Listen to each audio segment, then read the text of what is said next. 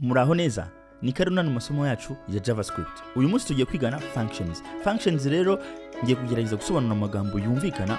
Functions ni nk'uburere uhereza application cyangwa se amabwiriza cyangwa se uburyo izagikoramo ibikorwa runaka bitewe n'ibyo umuntu ayihaye cyangwa se bitewe n'ibyo umuntu ayisabye. Urugero nk'umwana amubwira ngo nubona abashyitsi ujye ubasuhuza, umuntu nagusuhuza ujye umwikiriza, nujya ku meza ujye wanza ukaraba intoki. Ibyo byose nabigeranya na functions. Program ziba zifite uburyo zikozemo ku buryo ifite amategeko cyangwa se amabwiriza ikurikiza. Ni nk'umwana ubuvutse ukamwigisha gukora ibintu runaka bitewe n'ibintu umuntu ayihaye cyangwa se n'umuntu azajya ayikeneraho. Ni gutyo function nayisobanura amagambo make. Nagutindiye rero, reka tujye mu bikorwa tugabanya amagambo kugira ngo gusobanurire function icyari cyo. Tugiye gutangira rero twigisha application yacu gusuhuzanya. Ngiye kwigisha gusuhuza ariko ndakoresha function kugira ngo ijye basha gusuhuza. Ubigenza ute rero? Ugomba kwandika ngo function.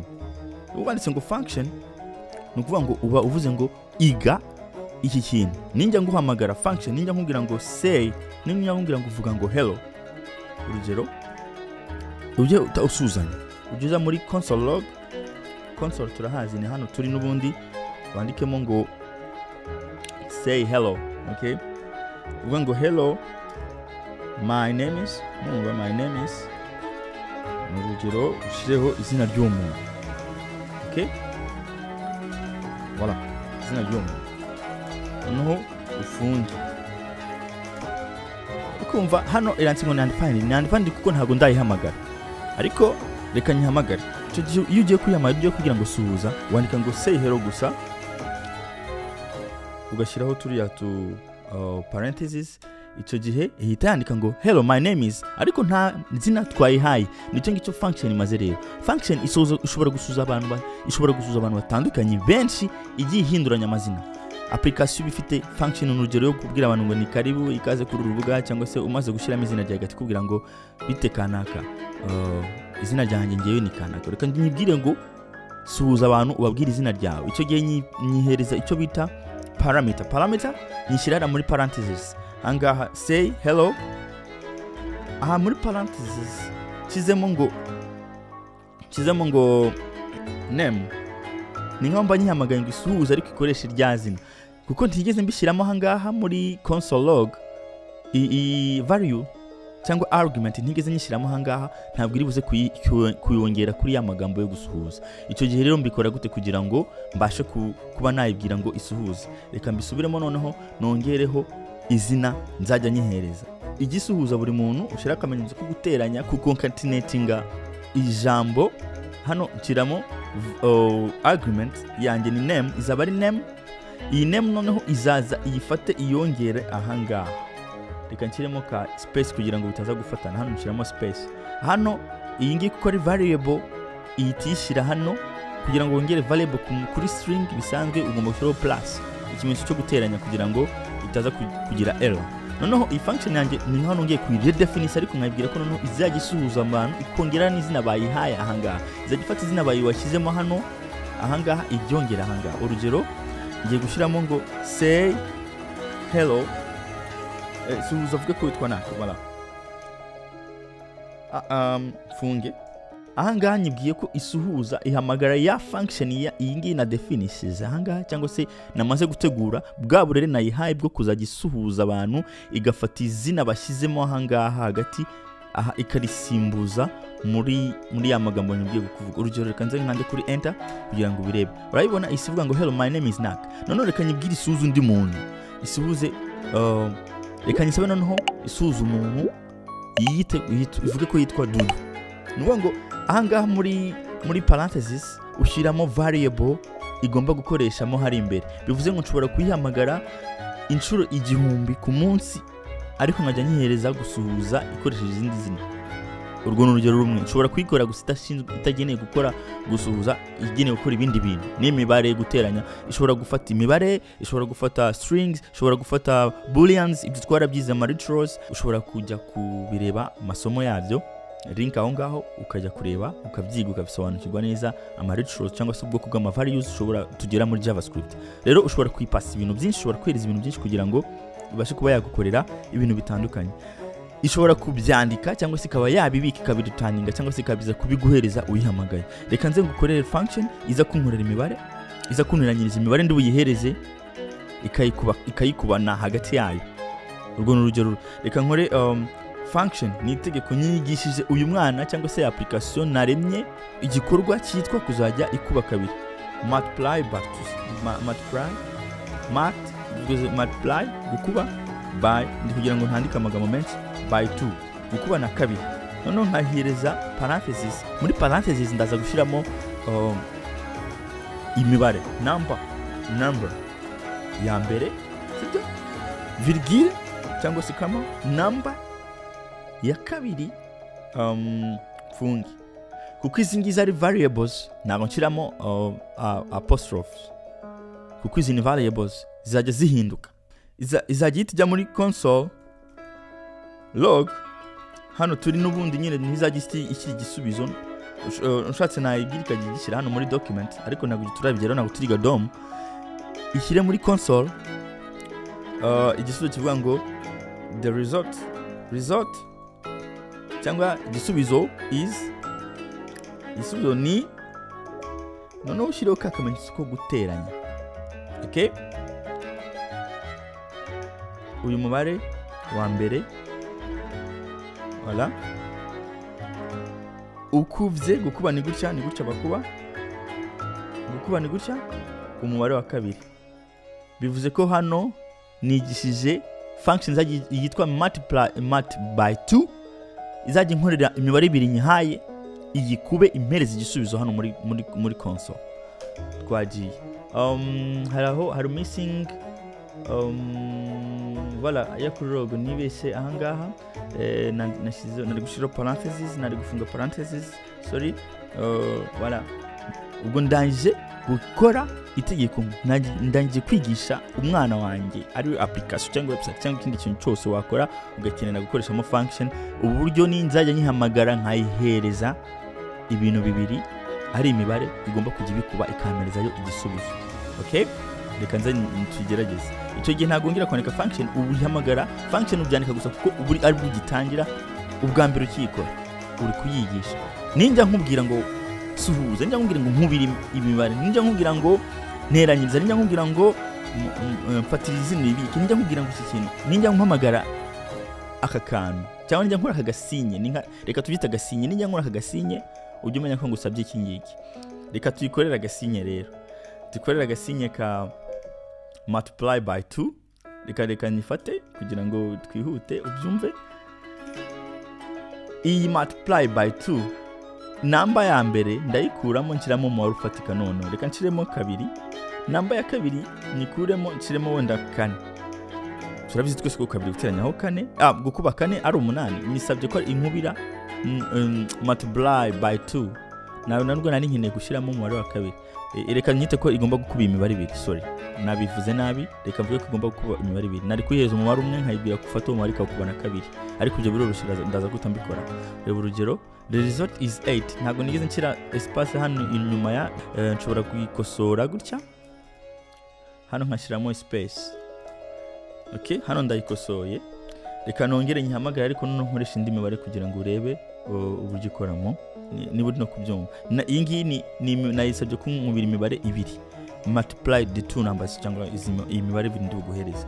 Fatira 10 uri kube 10 uri kube na 4 ni 40. Turabyumva igisubizo ngiki, the result is 40. Reka none nyivugurure nkoresha mu byukuri ijambo nakwiko nakoresheje multiply by 2. Ninjya nguha umubare umwe, uwo mubare nguhaye number, kana gushyiraho number, ninguha number cyangwa ushobora gushyiramo ikintu ushaka hano. Gusa icyo ugomba kumenya ko ujya kwiyamagara no mw'imbere muri function mw'imbere ugomba gukoresha rya zina wasize hano, rya jambo wakoresheje hano, ukuvuga ngo iyi number irava hano. Icyo gihe niba nyibwinga ugomba gukubana kabiri, ushobora gushyiraho kabiri ahangaha. Nimamagara multiply by 2, sorry nibagiye f ahangaha, niyo mpamvu ubona izanye error hano kuri f. Shiraho function, icyo gihe ni bon, irahari ariko ntabwo turahereza ibyo ikora. Reka noneho tuyihereze multiply by 2 umubare, reka tuyihereze umubare 5. uhamagaye ngo multiply by 2 gatanu, ibi bizi ko ijya guhamagara ni sinyari yibihaye ngo ujya kundebera ka kantu kitwa multiply by 2, umubare nguhaye uyu nguyu ujye mu imbere nkorera ibi ngibi birimo imbere.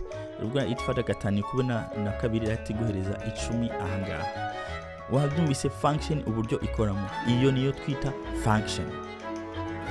Tumaze kubona rero functions uburyo bayikoramo. Function ishobora kudahita itanga ibintu uyisabye, pardon, ikabikubikira ukaza kubikenera nyuma.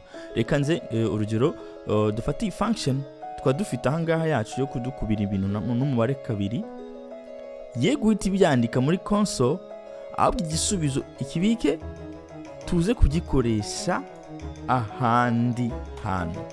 Urango dufate function tuyise multiply by 2, umubare ndi buguhereza, hanyuma return cyangwa se return ufate icyo gisubizo uzi kugishyira ukigumane, hanyuma iki gisubizo nagikeneye hano hasi.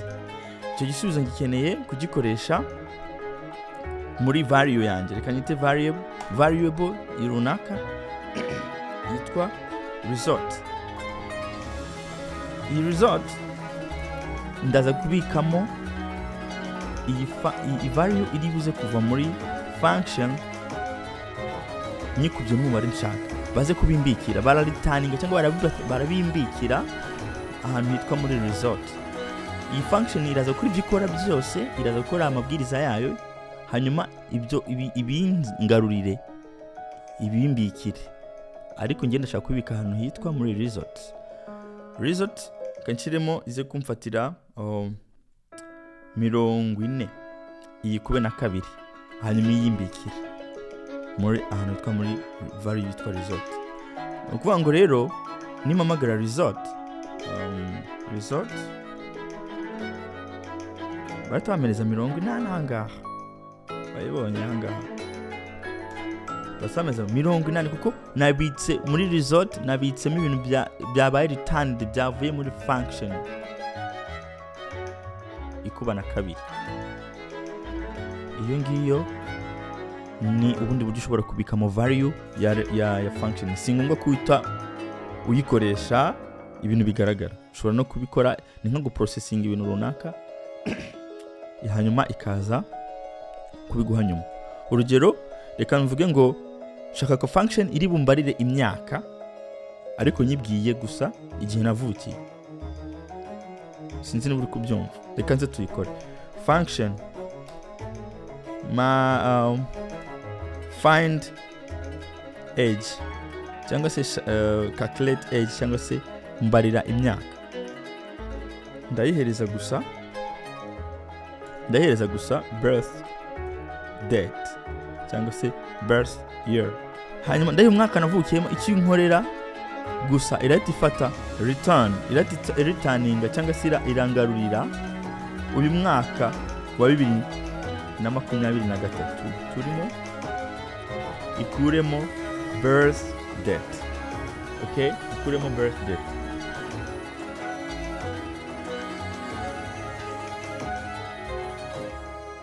Noneho reka nkore variable ahantu nshaka kubika, cyangwa se ushatse gukoresha let cyangwa se ugakoresha value cyangwa se ugakoresha const. Let my age ingane na sibyo ya find birth date, ariko nshyiremo umwaka navutsemo. Reka tuvuge ko navutse mu 1970. Okay, ntabwo bari wite bamereza igisubizo keretse nimamagara ya my age. Datamamagara my age ihitimereza igisubizo cyavuye kubarirwa muri ya function yanjye, ikabikiritaninga ikakibika muri value cyangwa variable ya my age. Reka tubisibe nwere ku bundi bwoko bwa function. Function ngiye kwigisha ni function yitwa anonymous. Function ya anonymous nayo igiye gukora nk'iriya turangije gukora, ariko nta zina igira. Ibika ibintu muri function ya ibika ibintu muri value wakoze, hanyuma ukaza kuba wayikenera uyihamagaye iyo variable yawe nka function. Aribyo nari maze gukora mu kanya none. urugero reka const iyi ni variable yitwa ngo say goodbye isezera say goodbye ingane na ndikubona ni variable none ingana na function na waruzi ko function ubundi usanzwe uturikiza izina rya function idafite izina ubwo bivuze ko iya say goodbye ihindutse function none ufungura unafunge akora curly braces yes say goodbye uje muri console log wandikemo ngo goodbye message bari butange goodbye.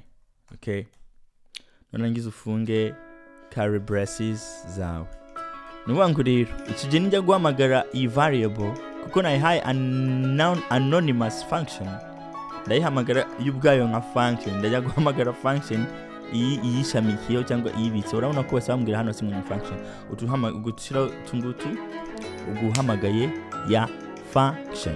Okay, burumvikanya hari iyo niyo bita anonymous function. Ngiye kubigisha noneho rero ubundi bwoko bwa function ari function arizo function twita global functions.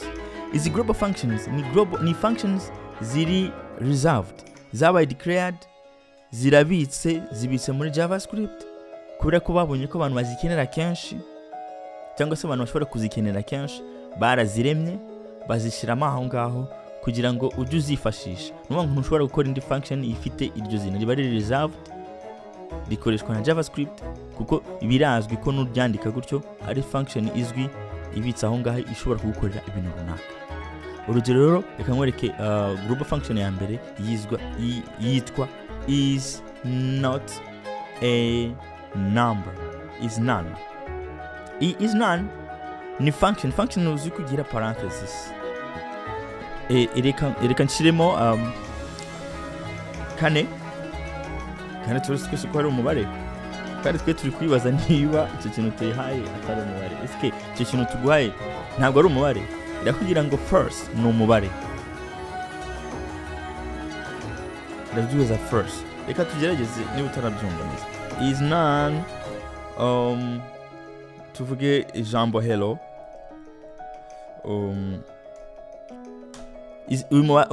uyu mubare nguhaye iyi value nguhaye ntabwo ari umubare yego ntabwo ari umubare. Urabibona isi kugira ngo yego true ntabwo ari umubare.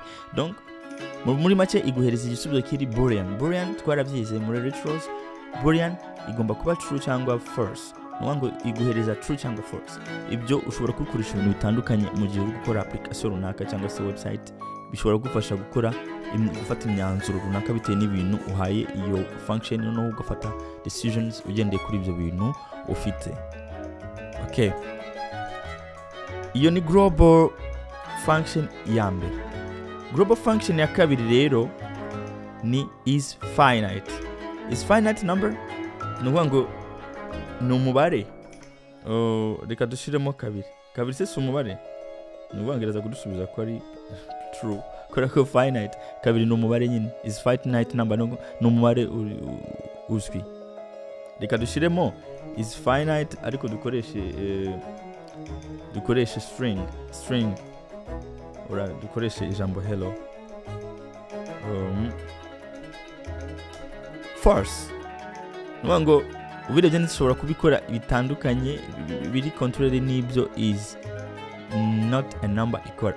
Icyo kintu niba ari umubare finite cyangwa se kitari umubare ngo rero tuyihaye text tuyihaye string ibona ko atari umubare ikakugira ko ari false.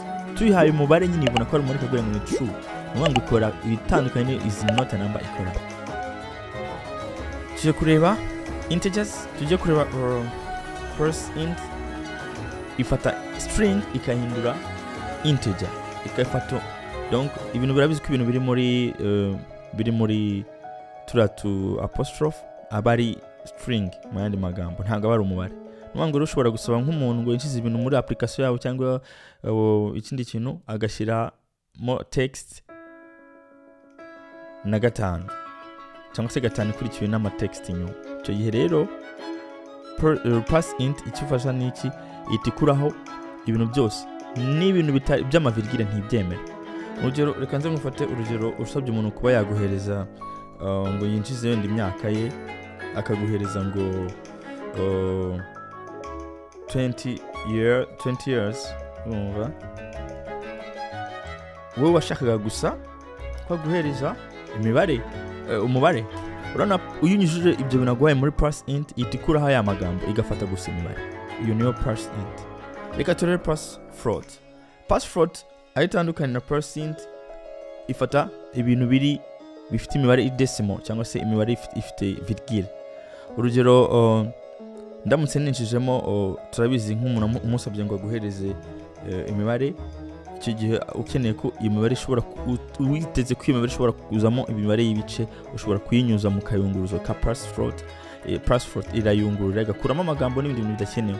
Icy'ingenzi ni uko ijambo rya mbere rigomba kuba ari umubare.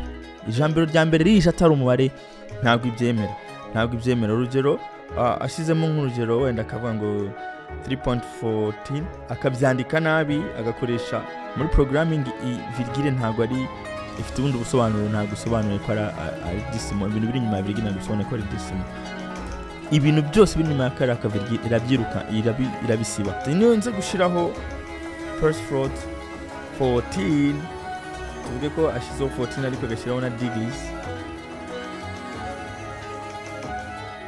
uvuga ngo itivana ibintu biri inyuma bitari imibare. Iyo ni pass float na pass int. Mwumvise akamaro kabyo bidufasha kuyungurura imibare. Ariko uramutse ijambo rya mbere ritari umubare mu by'ukuri izi global function zombi nta kintu zadufasha. Float n'urugero akaba yibeshye wenda akandika ngo ni degrees akandika ngo ni 3.14 is not a number. Ibi nabaduhaye ntabwo biri number. Mwumvise akamaro ka pass int na pass float. Izi ni functions zidufasha kuyungurura kuko hari igihe uri gukora ibintu ukeneye ko data zuri bukoresha cyangwa se ibintu uri bukoresha biza guturuka hanze atari wobyishyiriyemo wowe nk'umuprogrammer uzi kubitandukanya. Ariko undi muntu ukoresha app yawe cyangwa website cyangwa ikindi kintu ntabwo azi kubitandukanya, ntabwo azi structuring, ntabwo azi ukuntu abikoramo. Ashobora kuguhereza ibintu ko ari kubitekereza.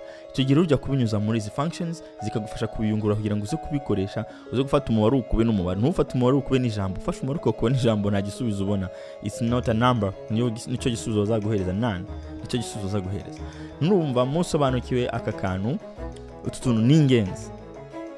Hakurikiyeho indi yitwa eval ni evaluate, ni ifata codes ikazibara nka JavaScript codes. Urugero mfashe string nkafata ngo kabiri guteranyaho kabiri ariko kure ko ziri muri apostrophe ziba zahindutse string. Iyo unyuzije muri eval ihita zifata ikazindura numbers kugira ngo JavaScript ibashe gukora ama operations. Urabona isinduka kane. Ariko sinakubwira kujya uyikoresha kuko igira ibibazo byinshi bijyanye na security.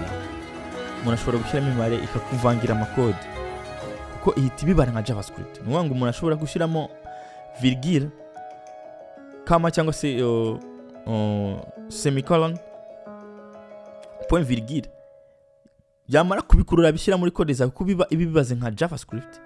Code zawe zigata zihubangana. Abantu ba programmer barabyumva.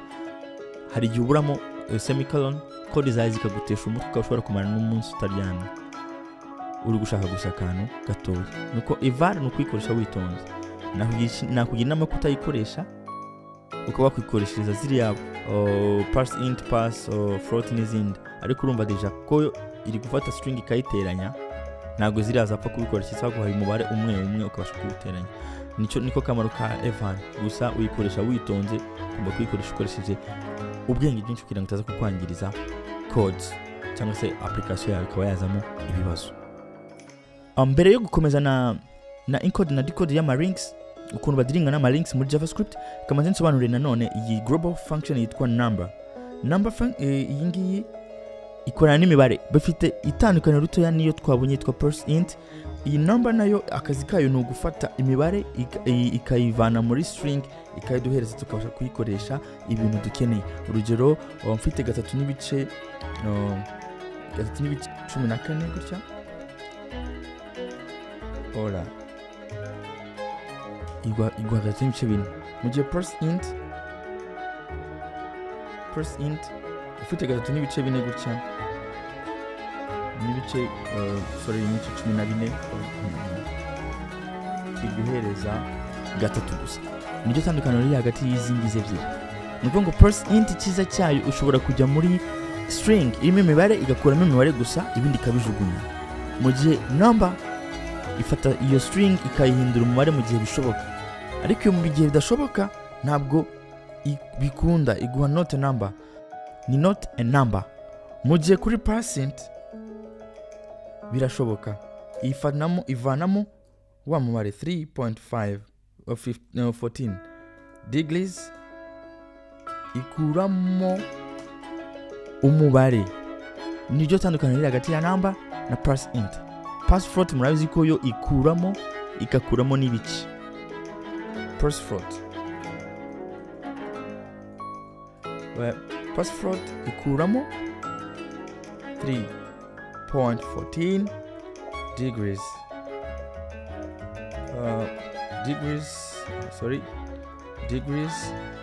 ikuramo igakuramo n'ibice.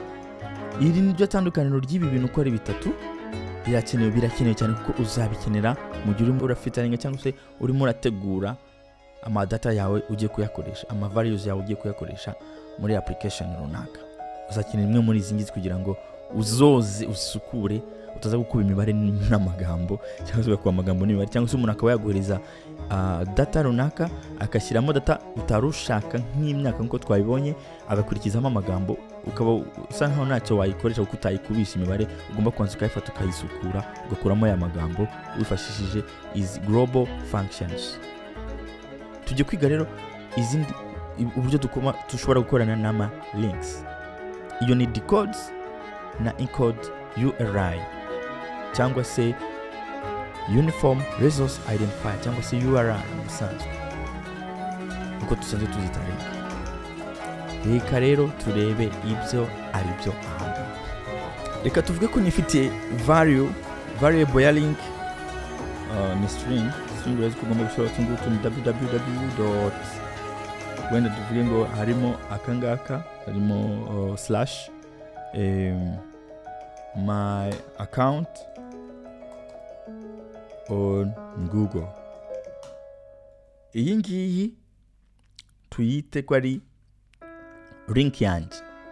Iyi link ushaka kuyikoresha, ushaka kuyikoresha muri application yawe, izamo ibibazo bitandukanye kubera ko harimo spaces, harimo imyanya hagati, hari igihe hajyamo imyanya hagati y'amagambo. Ibi ngibi nago JavaScript ibyumva, ishyiramo percent encoded values. Nuvuga ngo space, ubusanzwe space uko ukanda kuri space biba bivuze ko ari abari percentage na 20. Uzabibona mu link kenshi mujya kuri YouTube cyangwa kuri website yari yose, kuri ukara muri hariya muri address bar, muri bar address hariya haba wandika website runaka ushaka gusura. Hano tusanzwe twandika Google cyangwa YouTube. Akenshi iyo wasuye ikintu runaka ukarira muri link usangamo harimo utuntu twinshi, tuba dusobanuye ko ari space. Uzasangamo n'utundi tumenyetso nka and, uzasangamo utumenyetso ubungubu hari zirimo at. Ibyo byose izi ni special characters. Rero izi encode na decode URI nizidufasha kugumana link iri valid, itari broken, kuko wibeshye ukayitwara iyi link ukayijyana utayi-encodinze cyangwa utayishize nko muri envelope ngo uyihishe igende itekanye, ushobora kugeraho ugasanga yabaye broken, ama space yavuyemo, cyangwa se wakanda space ntiyumve ibyari byo. Ngo rero tugomba kuyi-encoding. Reka ni encoding link yanjye, nkore encoded link. Ku encoding link yanjye kugira ngo mbashe kuyikoresha, ndayifata ingane na ya link yanjye ari kuri encode. Nuvuga ngo ndafata ya link encode URI, bayibonye, ngiyi iyi ngiyi encode URI ugashyiraho parentheses kuko ari function ugomba gushyiraho parentheses ugashyiramo ya value yawe ya link. Ibi ngibi bingana nuko nakopiya nafata ibi ngibi nkabishyiramo hano imbere. Nicyo ibitwara byiza byo ba creating a link. No vuga ngo bivuze ko ya link yanjye ibaye encoded. Reka nze nse nk'uyiprintinga murebe uko yabaye. Console log ya link ya encoded link iyi. Voilà. Wabonye encoded link yanjye ukuntu ihise imera. Spaces zose bazihindura ama percentage 20. Nuko ngo iyo barimo spaces ebyiri bari kubikuba kabiri. Hano nje nkanda space kabiri bashyiramo iyi ngiyi imwe bagashyiramo n'indi imwe nayo. Nuko ngo iyo ushaka kubika link muri program yawe muri application yawe kugira ngo uze kuyikoresha ahantu itabaye broken, ugomba kuyincodinga ukagenda ibitse iri encoded. Noneho wajya kongera kuyihereza umuntu ngo ayikoreshe ukayidecoding. Donc ntabwo ari ngombwa ko nyita encode. Urabizi ukora variables uyihereza amazina ushaka. Ngiye kuyita kuri wenda usable link n'urugero. Usable link cyangwa se link ndi buhereza umuntu bayikoresha. Ndatamyifatanye decoding. Ndafata decode URI ya encoded link yanjye iyi ngiyi. Hanyuma bivuze ko irahita isubira kumera nk'uku nguku. Ubwo genda yihereza umuntu imeze uku nguku. Wango reka nze console log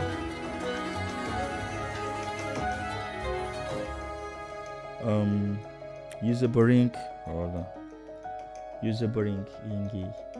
Iyo ngiyi isubira kuko na decodinze. Iyo ngiyi isubira kumera nk'uko yari imeze.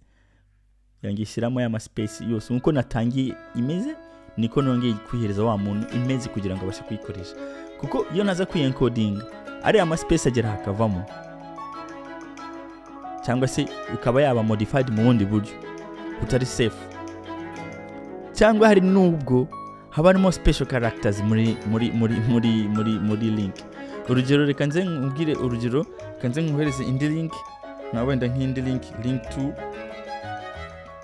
link to reka nyigire ko ari string ya www.google.com. noneho shireho where. Muzabibona muri link ibi ngibi bifite icyo bisobanuye. Bivuze wenda query banshakire kuri Google wenda Rwanda and wenda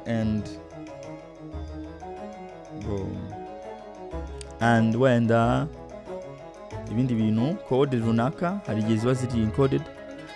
Wenda bashireho slash bajye muri folder runaka. Ibyo bifite byose bifite icyo bisobanura ibindi bintu.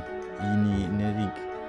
Iyi link uramutse utayijyanye ngo ukore encode ugakomeza gukina nayo muri code zawe, ntabwo iri safe kuko birimo ama characters amwe ashobora gutera ikibazo mu makode yawe nk'aya ngaya. Kuri JavaScript afite ibindi binasobanuye. Ugomba kuyi-encodinga kugira ngo ibashe kuguma imeze uko yari imeze, hanyuma babashe gusimbuza buri kantu iyi percent encoded value yako. Nk'ahanga urabona ko space bayisimbuje akangaka. Ngo igihe ugiye gukina n'amalink cyangwa gukora n'amalink ugomba kwibuka ku-encodinga no kudecodinga amalinks mu gihe ushaka ko aguma ari safe cyangwa ameze neza ataza guteza ibibazo muri program yawe uri gukoresha. Ndumva rero mubyumvise encode na decode icyo bisobanuye mu gihe mumaze kumva neza. Noneho icyo global functions zimaze nuko ngo ushobora gukora indi function ngo uhita ari amazina ko ari amazina arahari deja arazwi. Ugomba kuba uzayakina cyangwa se uyakeneye muri program yawe cyangwa muri application yawe ugiye gukora. Tumaze kurebera hamwe rero amasomo yacu ya JavaScript. Ngiye kubahereza ama exercises exercice zo kwigiraho mw'abantu mwe murabizi ko tumaze kwiga tugiye gukora ka exercice ndabahereza exercice 5 niba wumvise neza ibijyanye n'ama functions ngiye kugusaba kunkorera function ya mbere urankora function iza gukora division igugabanya imibare ibiri uze kwita divide ufata umubare x uze kugabanya ni gutya umubare y iyo function uyikore nubasha kuyikora bom urabumvise neza ibintu bya functions.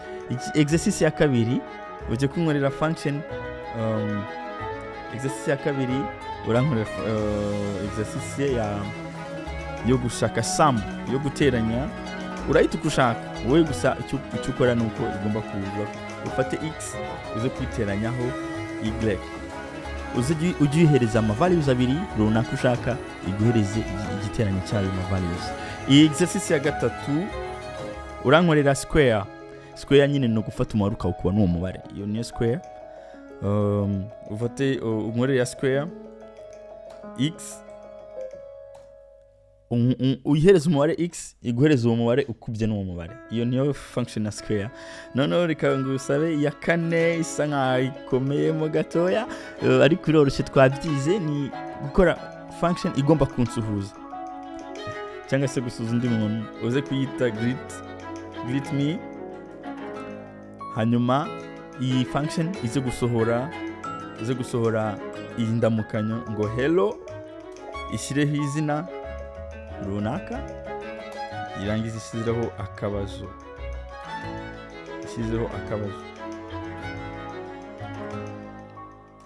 voilà. Iyi function uyikore muri exercises uri gukora kugira ngo imyitozo uri gukora kugira ngo urebe niba wabasha kumva ibijyanye na functions. Function ya nyuma mugabo isa nka igoyemo gato ariko nicyo tuba twiga ngo twumve ariko tubashe no gukoresha logical umutwe wacu dutekereza gukemura ibibazo runaka. Iraza kugufasha guhindura ama temperature fate degree Celsius izihindure to Fahrenheit musha kwite gutya Celsius to Fahrenheit cyangwa se ubyandike byose nacyo bitwaye Celsius to Fahrenheit